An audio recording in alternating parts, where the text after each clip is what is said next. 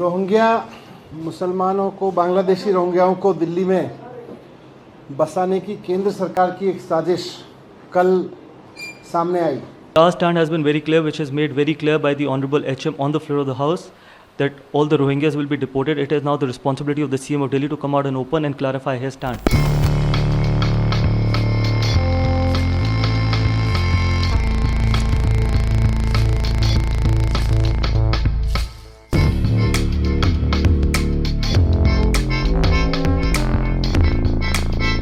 Our stand has been very clear, which is made very clear by the Honorable HM on the floor of the House, that all the Rohingyas will be deported. It is now the responsibility of the CM of Delhi to come out and open and clarify his stand.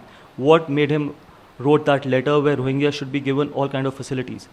You need to ask this question to the CM of Delhi. Our stand has been made very clear by the Honorable HM, and it can't get bigger than that. It can't get more crystal clear than that, and that is exactly the stand of the BJP as well. It is very shameful that they play this kind of politics. When they start getting exposed on every front, whether it is about excise policy, when we start asking them question about how many school, colleges, hospital has been opened in Delhi, and they try to divert all the attention by doing all this cheap kind of politics as well. The most important point is that the CM of Delhi needs to come out and open and clarify his stand, that what is his stand on Rohingyas as well. So, and they play the politics for convenient as well. There are times when the CS is in their favor, when they start getting exposed, then they start saying that it has been bypassed and so. So I think it is time where the CM of Delhi needs to come out and clarify his stand.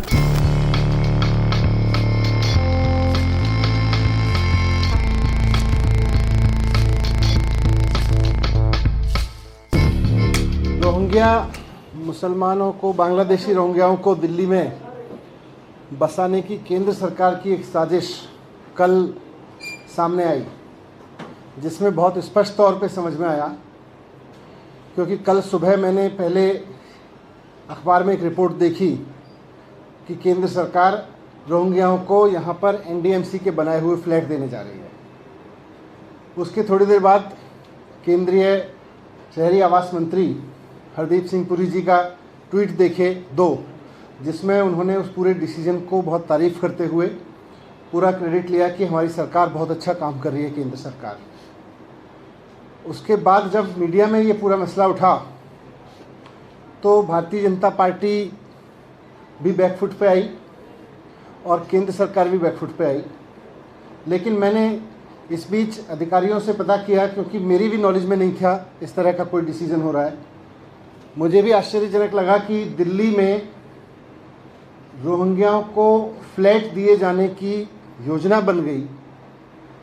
ना मुख्यमंत्री जी को पता, मेरे पास गृह विभाग का charge है दिल्ली के गृह मंत्री को नहीं पता, दिल्ली के मुख्यमंत्री को नहीं पता, और अखबारों से पता चल रहा है कि यहाँ पर रोहिंग्याओं को फ्लैट्स देने की योजना चल रही है। मुझे लगा कि पूरी तरह से दिल्ली की चुनी हुई सरकार से छिपा के, दिल्ली के मुख्यमंत्री से छिपा के, दिल्ली के गृह मंत्री से छिपा के ये साजिश क्यों की जा रही है।